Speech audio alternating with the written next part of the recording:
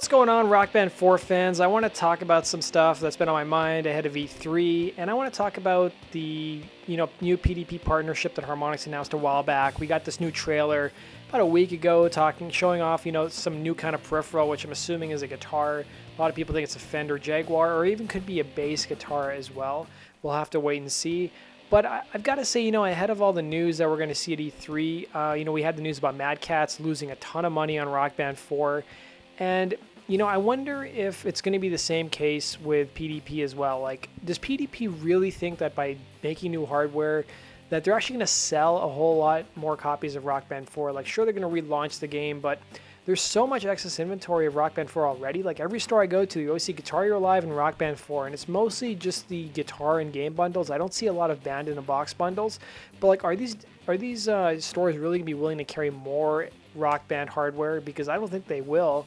And the other thing, too, is that a lot of people just regard Rock Band 4 as a failure. They don't think that it's a really good game that's worth spending all the money on, especially those in the community like myself who've already got the instruments. Like, I'm not going to shell out money for more instruments that do the same thing. I mean, I've already got 2 guitars or 3 guitars. Why do I need another one?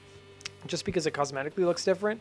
I know there will be people in the community who will buy this, and good for them, and it's good that they're supporting Harmonix and PDP.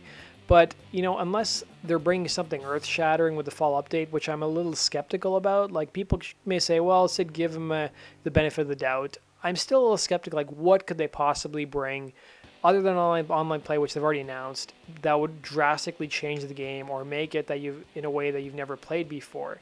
And I'm a little skeptical. I feel like we're going to see next Christmas or next January the same headline, like PDP loses a ton of money on Rock Band 4.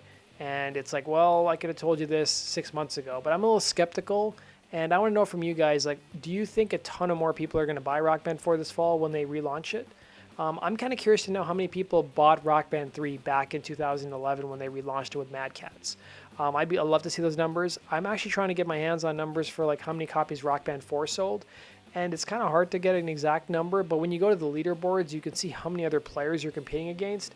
And the most I've seen on the PlayStation 4 is like 250,000. On the Xbox One, it's probably around the same number, probably a little bit more. And from the estimates I've read, it seems like Rock Band 4 sold anywhere between, it sold under 1 million copies, we know that for sure. It seems like it sold between 500,000 to 1 million copies. And I wonder how much more they're actually going to sell this fall. But let's wait and see. I could be totally wrong. I'm just giving you guys my thoughts. So let me know, do you think I'm totally wrong, or do you guys agree with me? Comment below and let me know. And as always, guys, if you want to stay up to date on everything that's going on in the rhythm gaming world, be sure to hit the subscribe button. Take care.